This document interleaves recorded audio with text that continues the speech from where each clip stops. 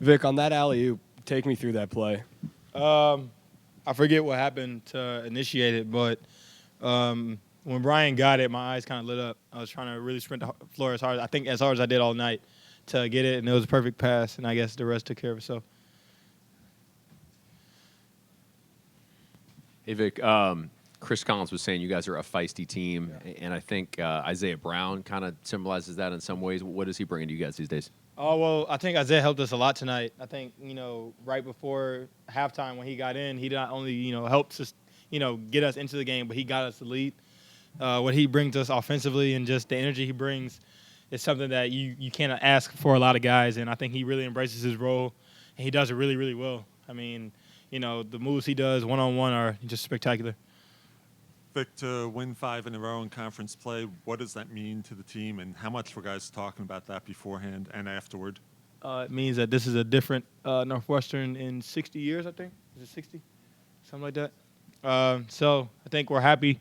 Our goal is just to be different, coming into the season. I've always been saying this is a different Northwestern team. This is a new Northwestern.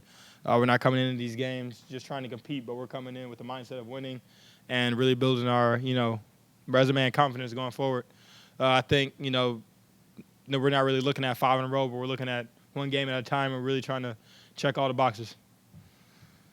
Vic, did you apologize to Sanjay after dunking on him on that putback?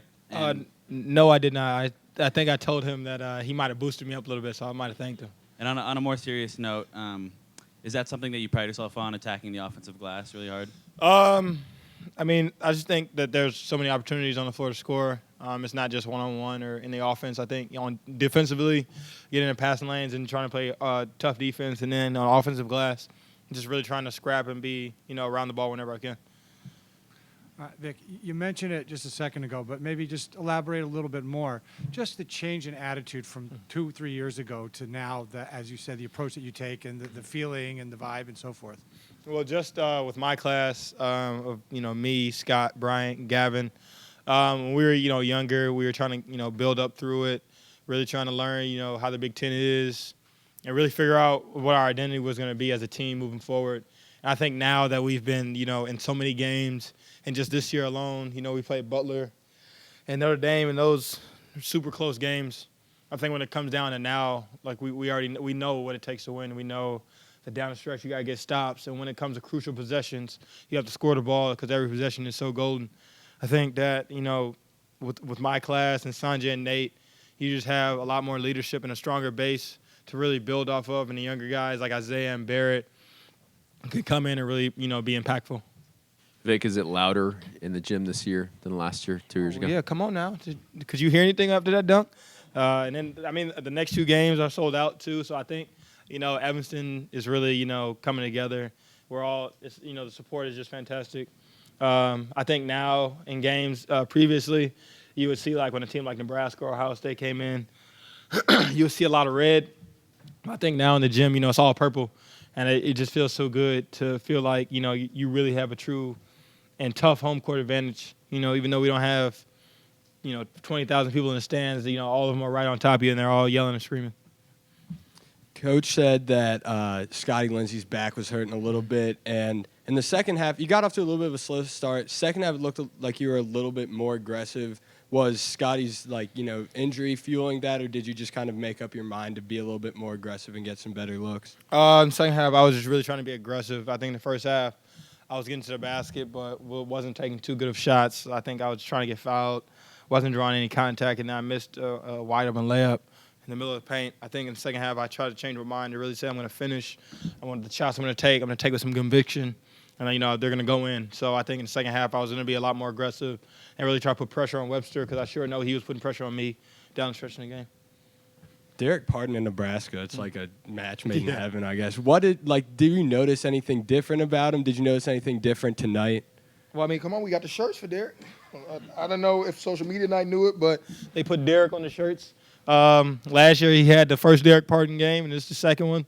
I think I don't know. I don't know what it is about Nebraska, but Dererk always does play well, and I think he'll ride this wave and continue. Questions for Dererk Pardon? Derek, what is it about you in Nebraska? I have no clue. It's just, I don't know. I guess a coincidence. I have no clue. Coach also mentioned that you kind of took the Ohio State game personally in terms of, he said you struggled offensively. Was there something different he mentioned leading up to this game in your preparation? Just to stay confident. I knew like my shots were going to fall. We talk a lot about the basketball gods. Basically saying if you miss 4 or 5, you're going to make the next 4 or 5. And that was just my mindset coming into this game. Nebraska was without their leading rebounder. Did you have this game sort of circled or in your preparation realize that and really focus on hitting the glass especially hard? Well, we knew we had a big advantage inside, and that was our big thing that we focused on during our prep, so we just had to capitalize on that. Probably a ridiculous question, but do you wish you were several inches taller? I mean, would you be getting 24, 25 rebounds if you were 6'11"? Well, I think everybody wished they were a couple inches taller. So, I mean, yeah, of course.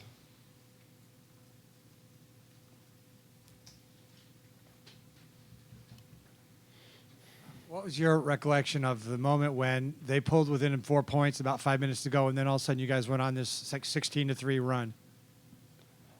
We just knew, like, we had to step on their throats. We knew they're a good team, and if we gave them, like, any inkling of hope that they were going to come back, we knew this was the turning point.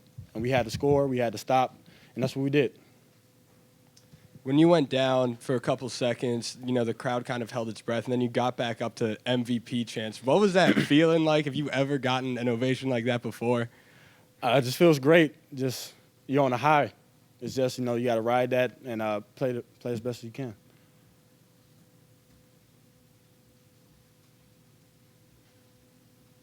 There was the moment when Nebraska cut up to 53-48. BMAC missed a shot, and you went up and got the offensive board, laid it in. And that really started the run that put the game away. Can you walk us through what was going through your mind when you saw BMAC shooting on that one? When I saw BMAC shoot the shot, I saw the big help up to contest the shot for BMAC, so I knew I was an open rebounder. So my job was to go up there, grab the rebound, and then I was open, got the and one.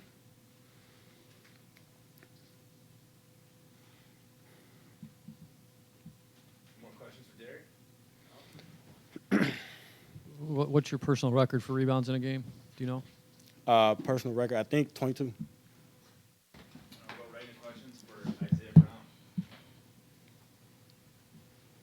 What's this roller coaster of a season been like for you? I mean, it seems like you started way up, then it was a little tough, and now you're back up. Just a learning process. I think there wasn't anything I could kind of prepare myself for, so you just kind of throw yourself into it and, rely on the family that we got here and those older guys and try to every single day keep learning, keep progressing, and I think I've done a pretty good job of that, just kind of taking what's been thrown and try to do my best. So there's going to be ups and downs in any season, especially your first time doing something this major. So just got to continue to keep growing every day. It's good. There's that moment where you're on the floor and there's that big guy from Nebraska and you're trying to pry the ball away from him. Most guys, I think, just would have sort of not done that. Why were you trying to do that? I don't know. I think Coach always talks about throwing yourself in the game, and I think when you're only thinking about winning, you do a lot of things that you may not think you do. I guess that's always been a big part of the game for me. Is just when you're out there, you got to try to make as many plays as you can. Even if they seem kind of crazy sometimes, and at that point, you're just thinking about trying to get the ball back however you can. So that's all it was. Isiah, when you see the offense struggling, especially like in the first half there, is it a conscious decision that I got to go out there and spark the offense? Yeah. I mean, I think, anytime that you get an opportunity to come in the game, you want to bring a positive impact to the game. So obviously we have guys that score the ball, and we're going to do that on a consistent basis. And we have a lot of faith and confidence in our guys that, when we get opportunities to score, we're going to score. So when I come in the game, I just want to be aggressive, try to make plays. And there was a couple opportunities there for me to make some plays and take some shots. So be confident and try to do that. And when you get to play, like Coach Baldwin always says, see the play, make the play. So, yeah, that's just every single night, try to come and make a positive impact. To get 5 in a row in conference play, how big a deal is that for this team, and how big a conversation was, topic of conversation was that before and after the game? It was big. It was something that we were aware of. For us, I think our whole motto this season has been just one game at a time. So, we enjoy every win, but, now we'll switch focus, and we've done a really good job of kind of staying in the moment. And I think that's, been a big part of, why we've been able to, kind of be rolling like we are. So just keep it going one at a time. We don't have any time to get ahead of ourselves. So we'll just keep grinding away. A minute left in the first half.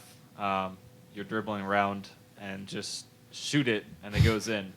Is that sort of a sign of your progression in terms of confidence and being able to make those shots now over the course of the season?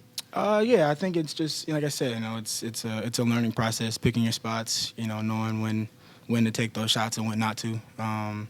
Something that, you go through and you learn. And, fortunately, I got a group of guys that, implore me to have as much confidence as possible. So, when I get in those situations, I don't, think twice. So, that's what the game is about. You go and you try to make as many plays as you can, and if you can't do it confidently, you probably shouldn't be doing it. So there was a stretch near the end of the non-conference schedule where you really struggled shooting the ball. And then ever since then, it seems like not only have you shot the ball better, but you've been able to select better shots, take better shots. Was there anything over that stretch or after that stretch that Coach Collins talked to you about? Bryant McIntosh, I know he helps you a lot. Did anything that anyone talk to you about? Yeah, I think it's been a collective effort. Obviously, Coach, every single day just helping me learn, and having a guy like BMAC, we've said it all along. Being able to watch and learn from him, somebody that has obviously had a lot of success at this level, gives me another guy, to go to for advice. But just a lot of film. Our assistant coaches have been great with me, and staying on me both offensively and defensively, and expecting a lot out of me, and in turn, that's kept me on my toes and trying to keep me as sharp as possible. But a lot of film, just a lot of studying, and, things getting better.